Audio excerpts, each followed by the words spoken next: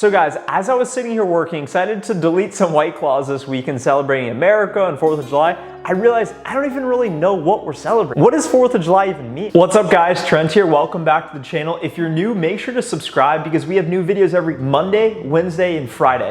I promise today's video is not gonna be a boring history lesson. It may surprise you what actually went down and what it means for you. Think about this guys, on July 4th, this is my Connect 4 board, they did not have these back then. On July 4th, 1776, the United States signed the Declaration of Independence, freeing America from the British colony rule. That was about 244 years ago, which comes out to, I wrote it down, 89,060 days.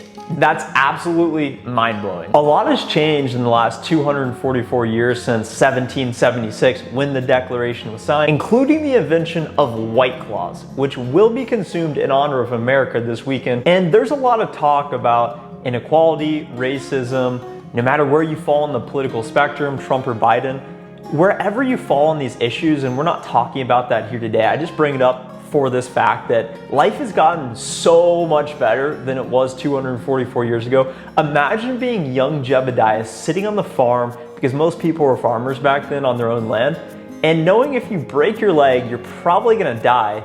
Meanwhile, I'm sitting here in 2020, I have a nice house, I sit on my couch, looking at my nice big TV, and don't worry, I don't have to go hunting for food because I have an Instapot and I can just make anything I want at home in the ease of my own house, and it's super easy, no danger. Along with Cinco de Mayo, 4th of July is one of my favorite holidays because it's celebrated, and we traditionally do in America at least, barbecues, let off fireworks, festivals, different public events. I know things will be a bit impacted this year because of COVID, but I wanted to make a video talking about what does 4th of July even mean. I was sitting here doing my work. In the gist, I knew what it was, but I didn't actually know what it meant. So I wanted to do some research on that and bring it to you guys, just so you guys could get a little perspective and head off into your weekend of White Claws and fireworks a little more well-informed. When you Google what does the 4th of July mean, it pulls up a link to one of my favorite websites on the web, constitutionfacts.com.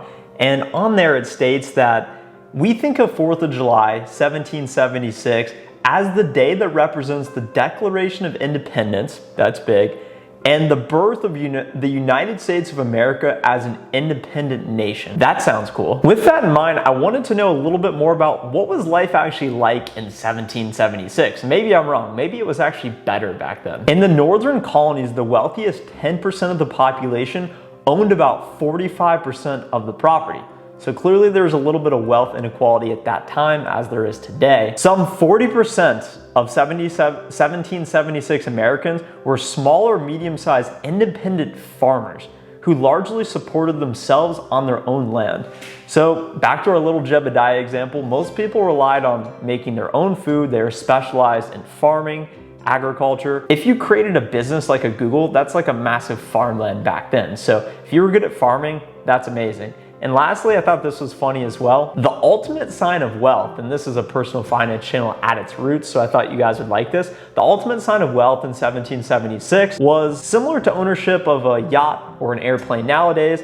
It was a coach-drawn buggy, which was held by 4 matched horses with servants and lively riding outside. So essentially think of Django Unchained, the main actor, the tooth doctor guy, the bounty hunter. He's got that little buggy thing. If you had one of those with 4 horses, you're like Elon Musk nowadays. That's it. No matter how unfair things seem in today's environment, just imagine how life was 244 years ago. July 4th marks the start of Q3. So if you work in the corporate world like me, I do software sales. We just finished up Q2, and I really wanted to promote this quarter, but I didn't promote. And at first I was a little angry and thought this is unfair, blah, blah, blah. But I realized it all fell on me. And I think that's something I try and think about in life, and I think with the celebration of Independence Day, this is a great point to make. You really have to be an independent thinker, and by independent thinker, what I mean by this is, are you thinking for yourself, or are you just doing things that other people think would be cool? So I see this on YouTube all the time for the other YouTubers that are watching. Are you making videos that you've actually thought about, or that you see someone else had success with and you're just trying to copy that? If you do that, you probably will not find sustained success. I definitely have been guilty of that as well. But in this video and others, and that's what I'm trying to do going forward, is just being a more independent thinker.